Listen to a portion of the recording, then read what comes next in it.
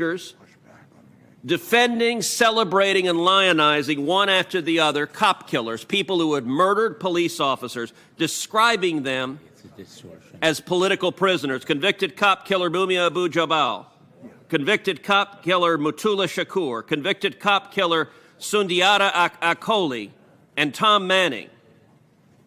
Not only that, they also referred to as a political prisoner Susan Rosenberg, who was convicted of transporting multiple illegal firearms and over 740 pounds of explosives. Ms. Rosenberg was also a member of the American Communist Terrorist Group, the May 19th communist organization that bombed the United States Capitol on November 7th, 1983. We've heard lots of Democratic members of this body speaking in high dudgeon about the terrorist attack that all of us experienced on January 6th of this year. And yet, Ms. Rosenberg actually carried out a communist attack that bombed the United States Capitol. And what did Ms. Clark do? Organize a conference celebrating someone who bombed the United States Capitol as a political prisoner. That's extreme. That's radical. By the way, I will point out, Mr. Blumenthal spoke just a moment ago about anti-Semitism. At that same conference, one of these radical speakers downplayed and diminished the Holocaust in her remarks, saying, quote, "It was only 6 million Jews killed in the camps and prisons of Germany and Poland." That's reprehensible. That's the kind of vicious anti-Semitism, sadly, we see on the extreme left and the extreme right. But Ms. Clark organized that conference. Those one of the speakers at her conference. And if you say, well, maybe those are not her views. I have in front of me an email she sent on June 25th, 1999. It says, I'm going to read in relevant part, "Whoever thinks chattel slavery is gone is not with us in the real world. Some aspects of it have changed, like cars, modernized for the times. The old chains are now less visible, fitted by the media and schools and laws.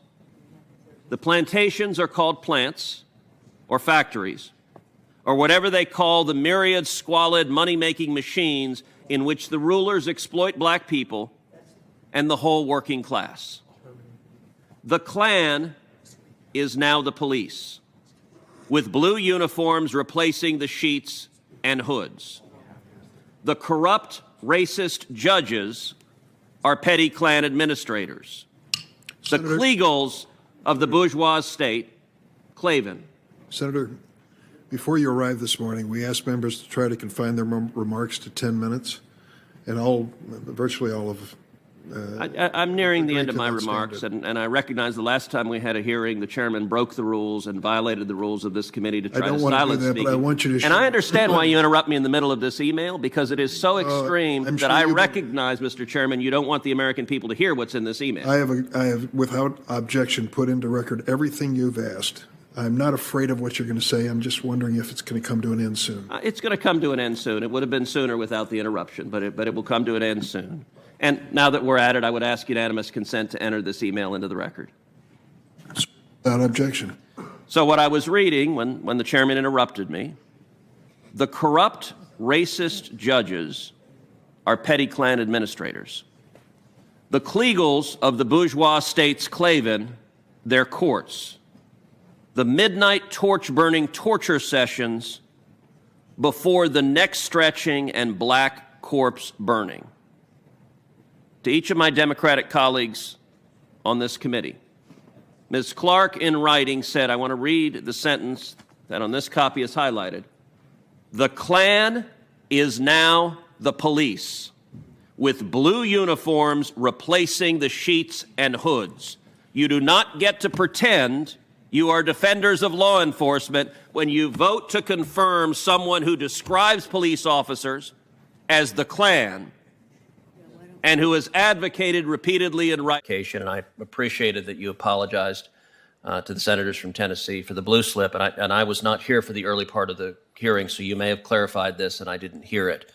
But my understanding is that the blue slip was sent to the Tennessee senators 6 days ago after the hearing had been noticed, that it was emailed on January 6th, but that the blue slip was backdated to November 22nd. And I wanted to ask, is that understanding correct? And if so, why would it have been backdated? I don't know. And I accept full responsibility. That isn't what I do every morning, is send out emails and blue slips, but I accept full responsibility as chairman. All right. Senator, we're on a roll, and we're on a roll. Yes, thank you. I apologize. Mr. Chairman, before we break, if I could ask one question of the chairman. Sure. Senator Hirono just made reference to the recommendations of the probation office in 5 of these cases. To the best of my knowledge, those probation recommendations are not in the record. I haven't seen them. My staff hasn't seen them. And that raises 2 questions. Number one, whether the White House is providing differential material on this nominee's background to Democratic members than Republican members, because I don't know where Senator Hirono would get access to them other than from the White House. But secondly, regardless of whether it's differential, would the chairman agree that there is considerable focus on these cases and the committee, both sides, should have access to the pre-sentence reports and to see the underlying facts? Judge Jackson has said she was following the facts and the factors in those cases. Senator, you know we've completed discovery before we started this hearing. Mr. Chairman, how did Senator Hirono get those information that Republicans have not been given? I'm not going to entertain this. We've been through discovery. Do you have access to them? I don't know that I do. I really don't. Can we ask Senator Hirono how she got access to them? I'm sorry to interrupt you, Senator, but I want to make an announcement. We're going to have a 10-minute break. Members are going to head to the floor. So you're going to keep differential access to this information? I'm not sure what differential access is. I'll look it up. We have a vote on the floor to take about 10 minutes, so 10 to 15 minutes, relax. And then we're going to come back, and we have 2 senators, Cotton and Booker, who will be recognized and then take a break for dinner. And then we're going to try to still finish tonight with 2 remaining senators, Senator Ossoff and Tillis, who are going to be first thing in the morning. So we stand in recess. But are you suggesting the number of images doesn't matter? Because you say it in court over and over again that the number of images doesn't reflect that it's a more serious crime. Do you really believe that? Senator, as I said to Senator Graham, the court is taking into account a number of circumstances. The commission has done a report about the operation of the guidelines, which enhancements actually reflect different levels of culpability with respect to... So let me ask you this, Judge. You've said the purpose of sentencing is to distinguish between crimes that are not as serious from truly egregious crimes. Is that right? No, Senator. So what is the purpose of sentencing if it's not to distinguish from less serious crimes from truly egregious crimes? It is to assign proportional punishment. It is to do justice in cases where you have defendants who are convicted of the same conduct but have differing levels of culpability. Well, I will point out that you have a pattern. It doesn't matter how egregious the case is. Senator Hawley talked about the Hawkins case where you had an 18-year-old with pictures of boys as young as 8 being sexually assaulted and raped, and you sentenced him to just 3 months in jail. And I will point out the Stewart case, the last one on this list because we're running out of time.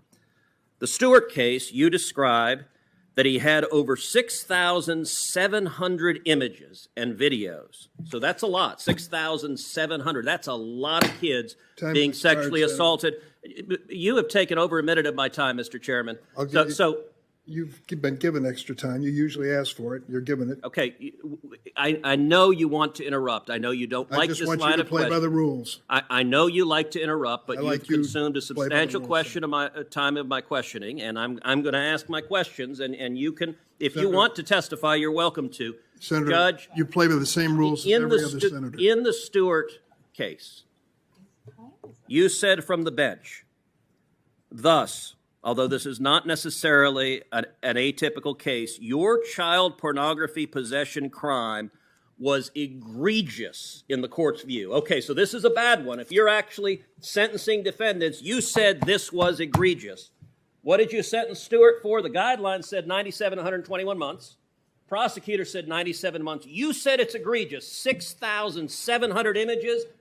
You come in with 57 Time months. has expired. Why Senators did used you 2 sentence minutes him to over the just allotted- 57 months in the Stewart case? Do you want to address that? Because you're claiming it's cherry picking.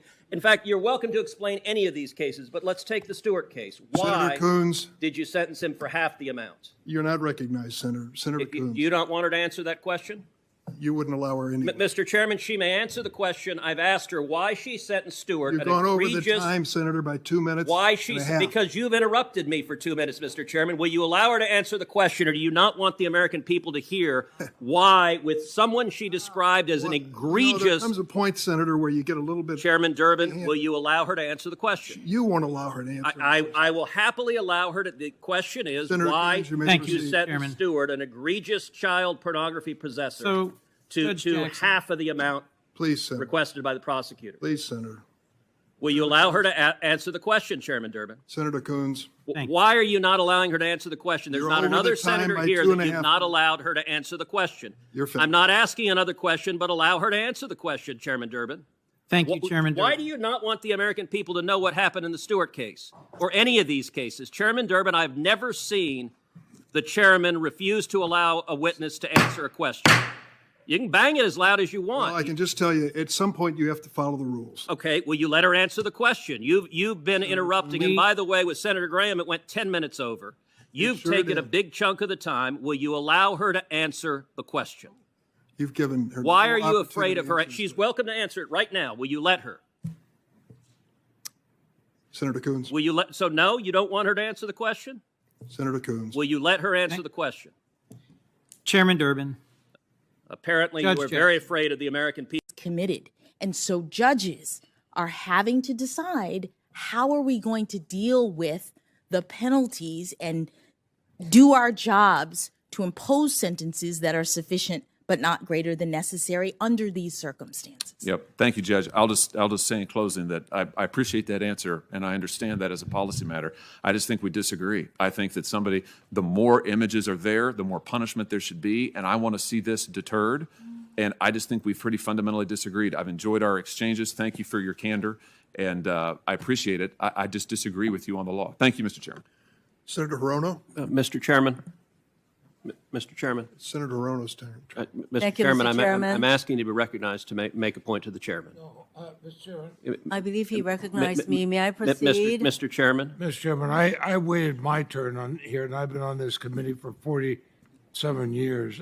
I think we ought to follow the regular order. Mr. Chairman, the witness just said that we cannot understand those I'm cases sorry, without Senator. the pre-sentence I don't want to reports. go through this again. I have a letter that I want to enter into There the are rules in record the that's committee signed that by should 10 be senators followed. on this committee. Are you not even going to allow a letter from 10 senators You on wanna this committee? send any letter, you can do it by This hand letter or by that is mail. signed by 10 senators on the committee addressed to you makes the point that the White House gave you probation information for Democrats that was not provided to the minority on this committee. And just now, Judge Jackson told Senator Hawley, you cannot understand these cases without reading the probation reports. 10 senators on this committee are asking the chairman Mr. Chairman. to provide those reports so we can do what Judge Jackson Mr. just Chairman, said, which is I to know assess the- those reports. And Mr. here is the Chairman, letter. I know I the ask ju- unanimous I know the consent that it junior be admitted to senator- the record. I know the junior senator from Texas likes to get on television, but most of us have been here a long time trying to follow the rules. And he could very easily hand you a letter to go in the record. He's saying he's doing this to help Senator Hawley. Senator Hawley could have put it in, and he didn't. Let's get back to regular order. Senator Hawley For didn't God's write sakes. the letter. Mr. Let's get Chairman, I back to ask regular unanimous order. consent that it be admitted to the record. Senator Hirono. Thank you. Are you denying consent? Thank you, Mr. Chairman. Aloha, Judge Jackson. Aloha. Thank you very much. Before I recognize Senator Padilla, I obviously want to correct the record from something that's been previously said about a previous